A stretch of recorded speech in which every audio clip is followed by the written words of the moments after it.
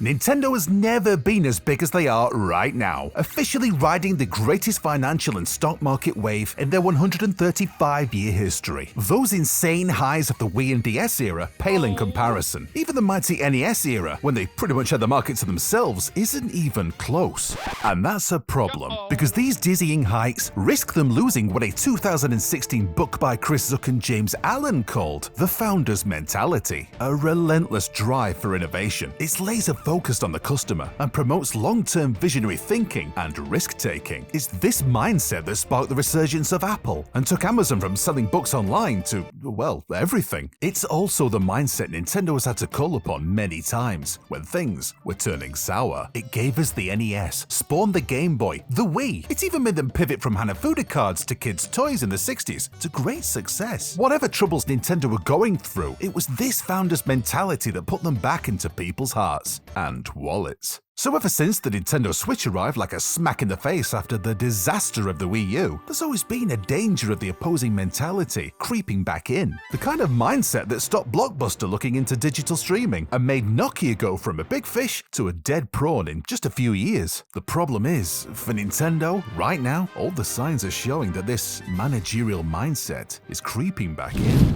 What is Nintendo's biggest innovation over the last 5 years? The Alarmo?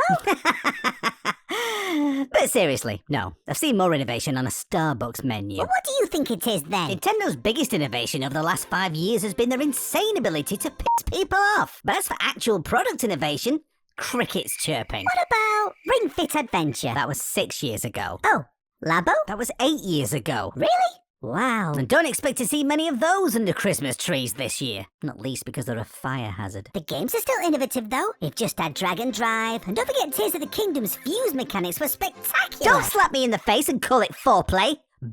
What? I'll accept Dragon Drive, despite it looking like the f***ing Paralympics partner with Rocket League. But Tears of the Kingdom? Absolutely not. Banjo-Kazooie Nuts and Bolts shoehorned into a Zelda game isn't innovative. Scroll Steam for 5 minutes and you'll see 10 times that amount of innovation. Well, in between all the clicker games and hentai anyway. Do you ever get the feeling Nintendo are talking to themselves and not to us? I mean, where are Doug Bowser and Shintaro Furukawa these days? Leaders losing touch with their customers is one of the biggest signs of the founder's mentality slipping away. After the Switch 1 and milestones like Breath of the Wild, it's understandable that Nintendo would want to keep this momentum going, especially at a time when the gaming industry is, well, a bit wobbly. So retreating into a safe and profitable managerial mindset now seems like a reasonable play, and it will work in the short term. But as we're seeing already, a stagnant culture of routine sets in. Focus shifts from a long-term vision to short-term gains. And for a company like Nintendo, so reliant on fresh ideas and quality execution, this will catch up to them. People will start to ask, if Nintendo's trademark is fun and innovation, well, where is it? Nintendo is still innovating though. Look at Donkey Kong Bonanza. It was a great snapshot of the Nintendo we know and love.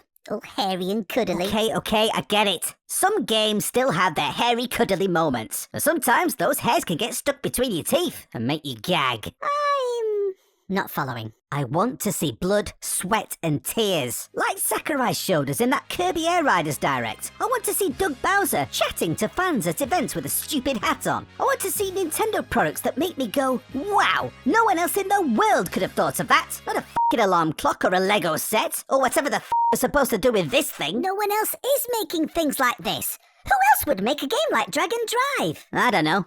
A kid in his bedroom at the weekend? Looks like a tech demo. Oh, don't be silly. It was a small team making a new experience using innovative controls. You should be loving things like this. This is what you wanted and you're still not happy. You don't know what you want, do you? Some peace and quiet would be nice. Reggie Fils-aime's famous kicking ass and taking names speech at E3 2004 shook up Nintendo's faltering image in an instant. As outlined in his book, Disrupting the Game, Reggie had to convince Satoru Iwata that this speech was a good idea. He said, "We need to be clear that we are focused on driving the industry. We're going to be aggressive. We will drive innovation. We will look to be successful across the world." And this line is the opening phrase of our new direction. Reggie was a leader who embodied Nintendo's innovative and playful spirit. While he was far, far from being a company founder, he embodied the founder's mentality better than most and proved that following trends and staying sensible with a managerial mindset simply didn't suit Nintendo. So if the Switch 2 starts to stumble and sales fall away, Nintendo should know by now what the answer is. And I hope they realize before it's too late. Okay, I will admit, although the Switch 2 is pretty paint by numbers, it's still more exciting than anything Sony and Microsoft are doing, who aren't so much painting by numbers as swallowing crayons whole.